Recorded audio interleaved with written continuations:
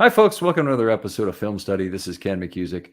Got an interesting episode for you today. We're on video, as you see, because we're going to look at QB performance out of empty sets. And joining me to do that is Sam Hoppen of BetSperts. Sam, how you doing? I'm doing great, Ken. Thanks for having me on the show today. Our pleasure. Always looking for young people bring in new data analytics ideas. Still a green field. We're dealing here with football. There have been some great efforts out there to try and bring data available, which is something I never saw. I'm a baseball guy way back. I started with analytics in the 80s. And, we didn't have anything like NFL FastStar to derive. So tell us a little bit about that, first of all.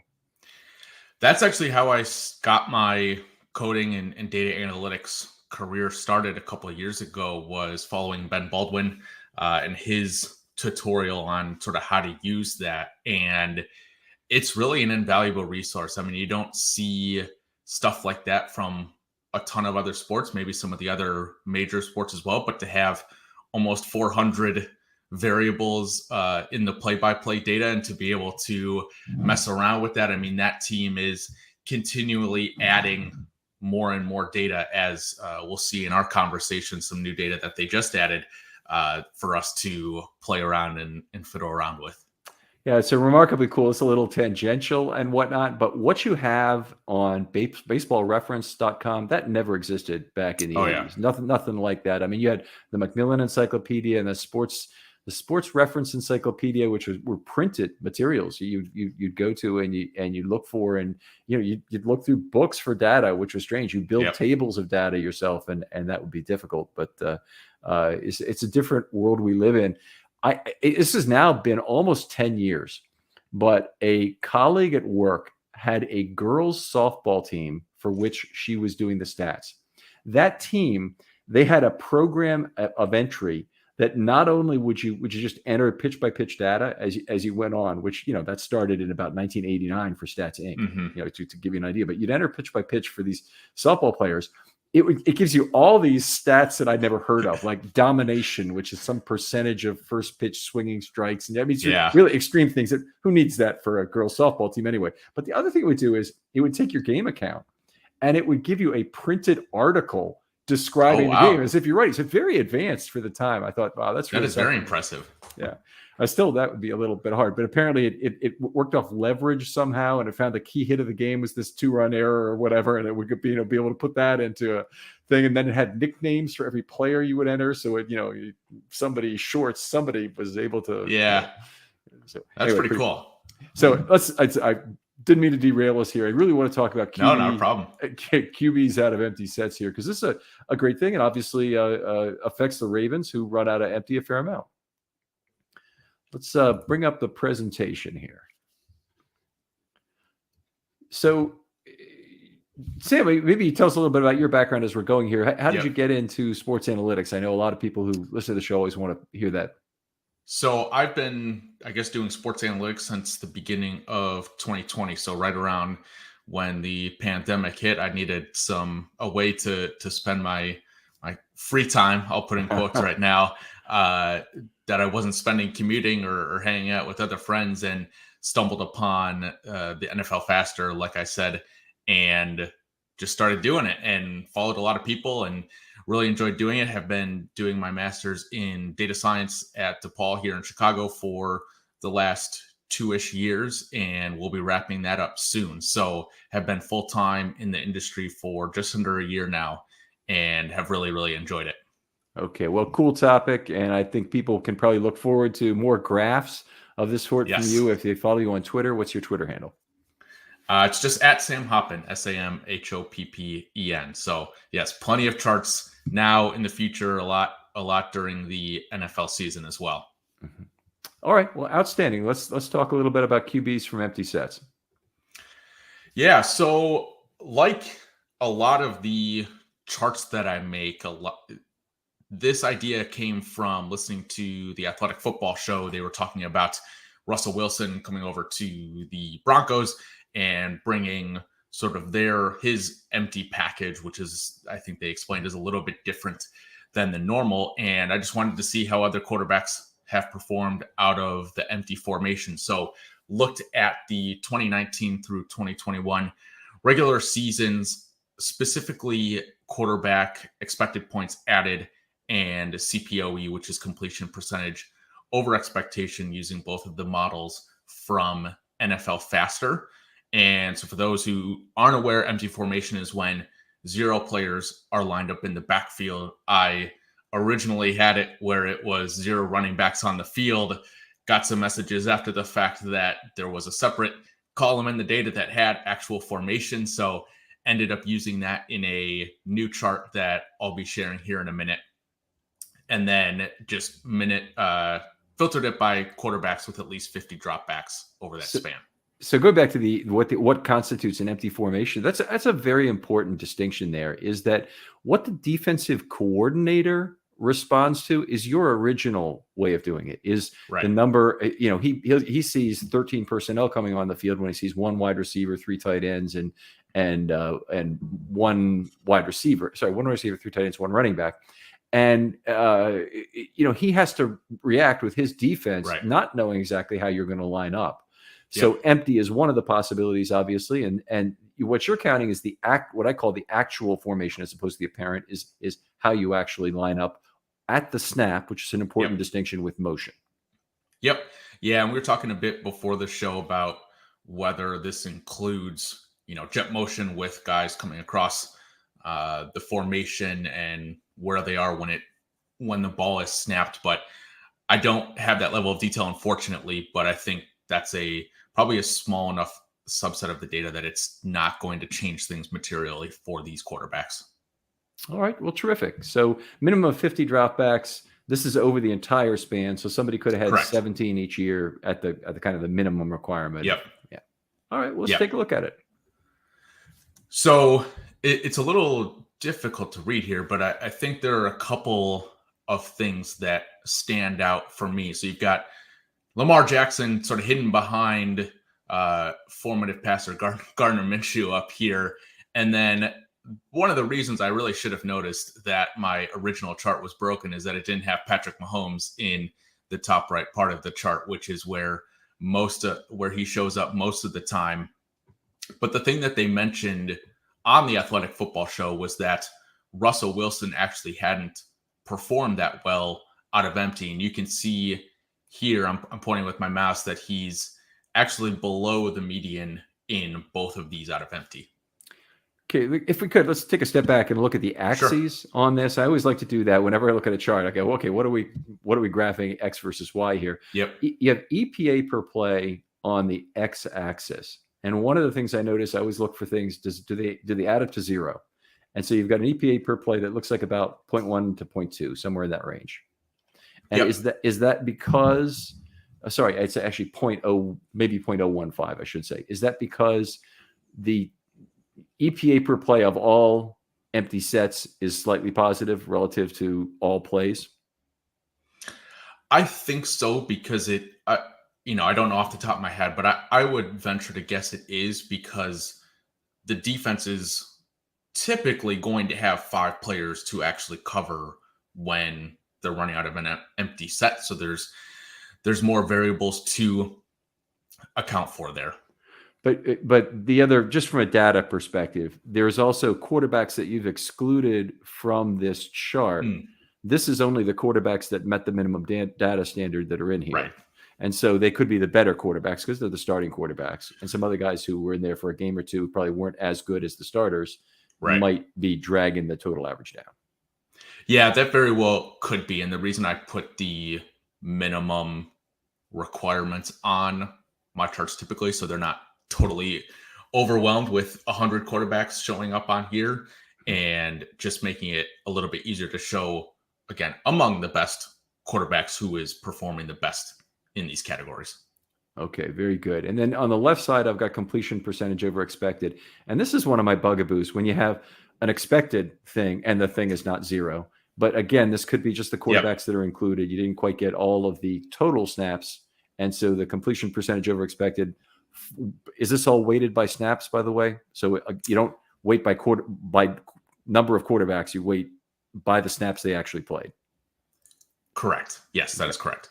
All right. So again, very close to zero, doesn't certainly endanger the thing. I love these charts in general when they're big enough for me to really see, because the kind of charts that are nice that with the quarterbacks anyway, you tend to be able to recognize them with the uniform, or you can try to figure it out, and that becomes its own little game. But it wouldn't work for wide receivers or for running backs or for defensive tackles for sure.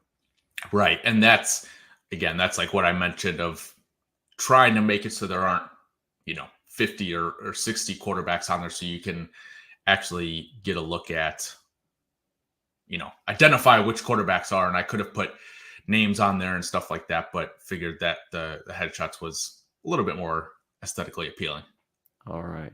So you've got Mahomes over there. Looks like he's almost in a class of his own, along with one other quarterback is that Russell Wilson? That is that's Ryan Fitzpatrick, actually, right behind him. You're gonna have to explain that one to me, but tell me what your conclusions were from this. So I'll actually flip to the next slide, because I think that does a little bit of a better job of explaining sort of my macro thoughts on what we're looking at here. Is that typically you'll see a lot of the quarterbacks that have the rushing threat do a little bit better. And I should add, and something I should have clarified ahead of time, is this is EPA per play. So this includes scrambles as well as passes. It does not include designed rushes, but it does include scrambles. So again, like I mentioned, the ability for, the defense having to key on 5 different players is going to distract a lot more defensive players.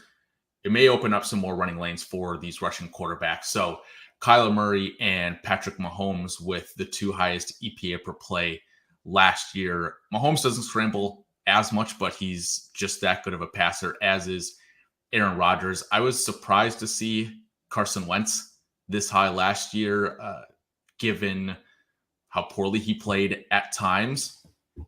But the other thing to notice here is that it's not really stable year over year. You see quarterbacks jumping around in their performance year to year. You see Jimmy Garoppolo, he's about 2/3 down the chart. He was pretty decent in 2019, just terrible in 2020, and then around average in 2021. Lamar Jackson was phenomenal in his MVP season, regressed sort of way down in 2020, and then sort of came back to earth in 2021 as well. Let's talk a little bit about Lamar, because I kind of want you to explain the entries here. So in first of all, in 2019, Lamar Jackson had the best year of any of the 3 years for quarterbacks. But just a technical question: do you have any way you can make this a little larger or zoom in on a part of a slide? Do you know how to do that within PowerPoint? Let me actually just pull up the actual chart itself, and that might be a little easier to see, so I can zoom in here. Yeah, perfect. Is this a little better? Yeah, absolutely. Even more would be good, I think, because we've got more width to work with. They are great, and I can always scroll down. Okay, so we're looking at Lamar Jackson, and in 2019, first of all, 99 empty sets. So if you think about the number of total offensive plays the team runs in the season, it'll be about 1,000 to 1,100, and the Ravens ran a lot that year. But 99 of those were empty sets, so maybe about 9% of the total. And each one of those, almost half an expected point added for every time they ran out of that. And you can kind of see where some of that comes from when you see a 9.01% over his expected completion percentage. I mean, it's just phenomenal. You don't really see an EPA or a CPOE that high in many cuts of the data. So to see it that high, I mean, you'd understand why he was the MVP that season, just looking at that cut of the data. Okay. And when you look at this on the data, and you probably get it tossed through or come through to you, and I don't even know how if you look at the raw data at all, but do you notice that individual players seem to have a lot of instances from single games? So maybe if trailing or there's a lot of plays at the end of the half and a team's consistently running empty, do you see that they get 6 or 7 or 8 consecutive plays that way, and that's where a lot of the value is decided? I haven't looked at that, no, and that's an interesting thing that I could look at because there's so many details with all of these as to whether they're, even if they're ahead, they might have some more aggressive defenses that they might be able to exploit. But there weren't any other constraints that I put on the data outside of whether it was out of empty sets or not. Okay. And empty sets is one of the cases where there wouldn't be any reason to believe the offense wasn't trying its hardest to score points as opposed to run out the clock. Right. Right. Because all your typical run out the, and that's the plague of EPA per play is you have teams that make very rational choices about whether they want to get the game over, which is one of the goals, or they want to score more points, which is the other major goal. So this is a good, untarnished, I think, unblemished data from that perspective.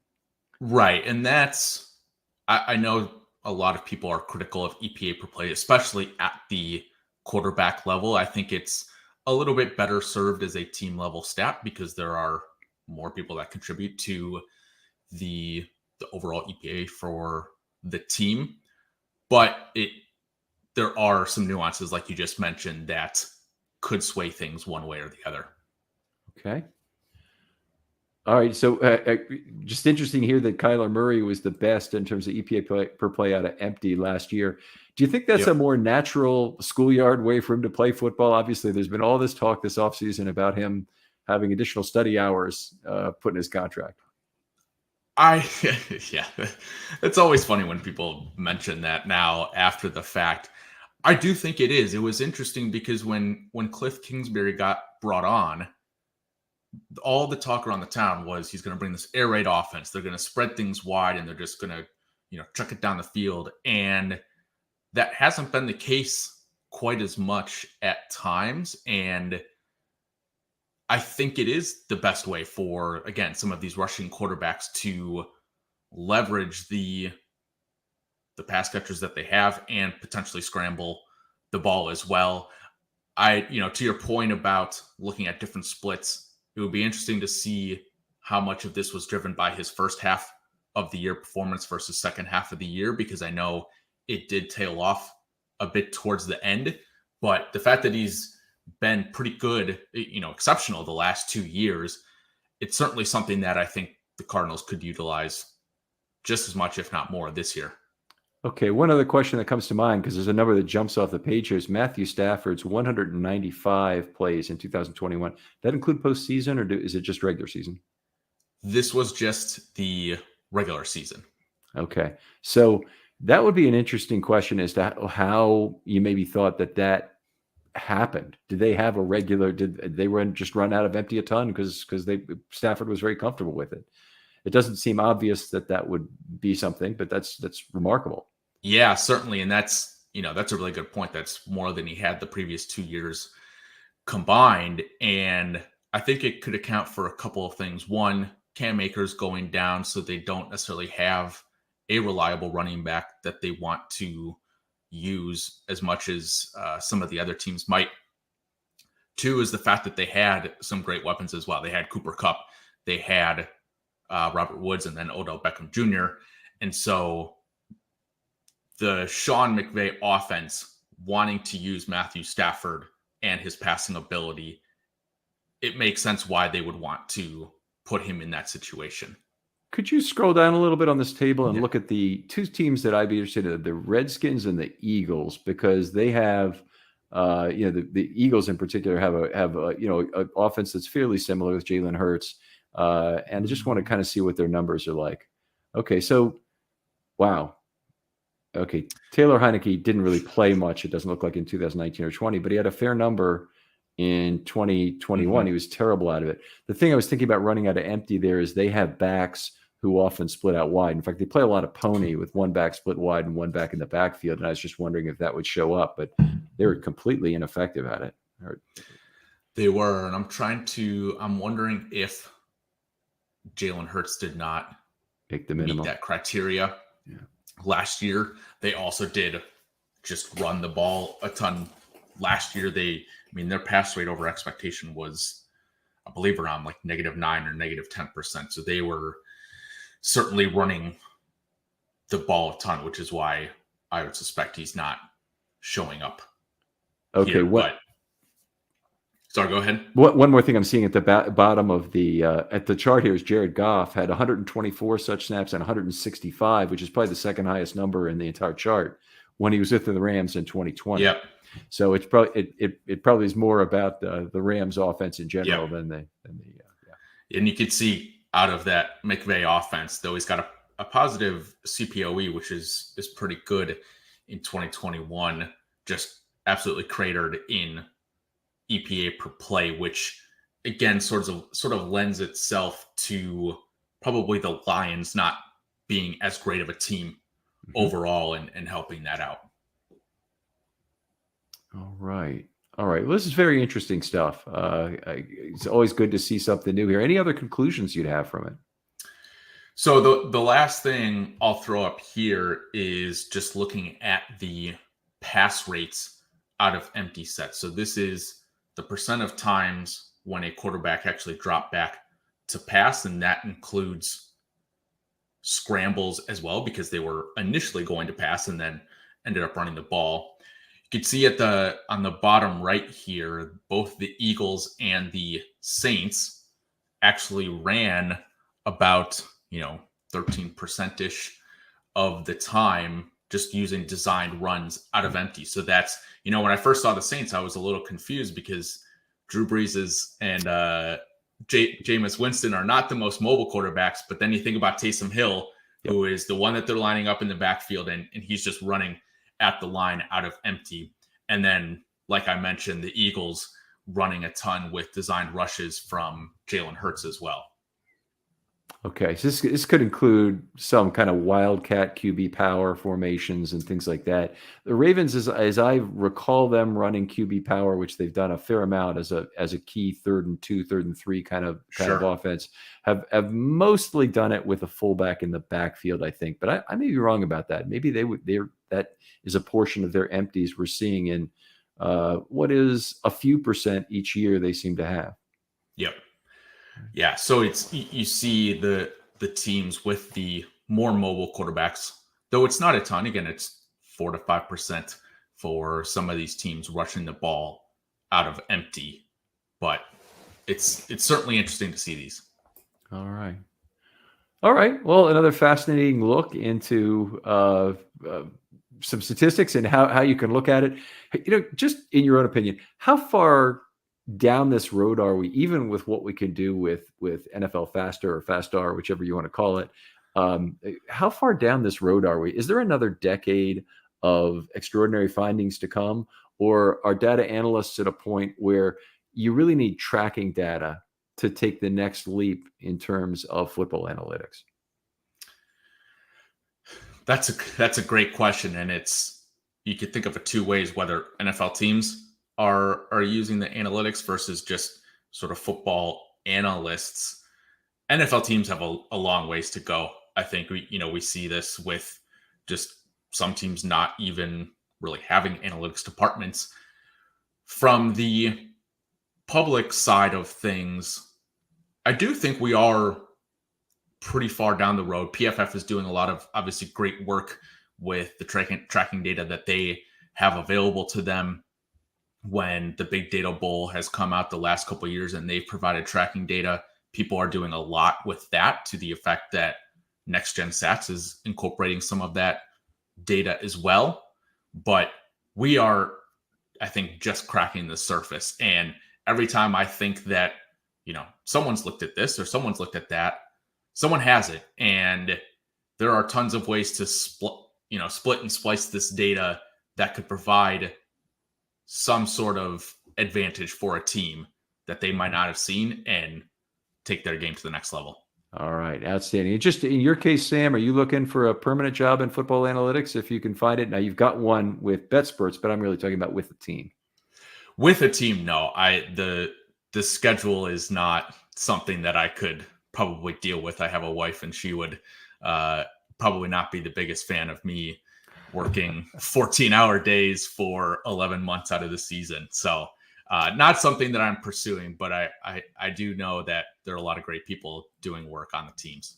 All right, and you came from a consulting environment. You were telling me in our production environment, so our production meeting. So I would have imagined you probably could have made more money in your previous job. Not necessarily, but you could have. Was that something? Did your wife really supportive of the move?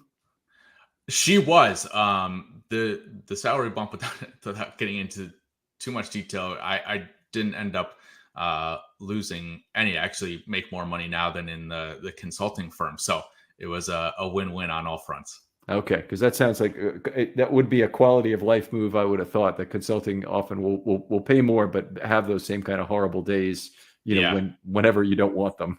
So, right. All right, Sam, a pleasure talking football with you, and really appreciate you coming on. You're welcome anytime. The next time you have an interesting study, and tell folks where else they can find your work. So you can find me on Twitter at Sam Hoppen. I'll have a plethora of charts coming out during the regular season. And I also do some writing on 4for4.com, which is a site that BetSperts owns as well. So you can check out some of my more fantasy football and betting related content on there as well. All right. Outstanding, Sam. Other folks out there, if you'd like to do a film study short, hit me up with a DM on Twitter. I'll get back to you very quickly. Always love to hear people who are passionate about football and Ravens topics. Sam, thanks again for coming on. Thanks for having me on. I really appreciate it. And we'll talk to you next.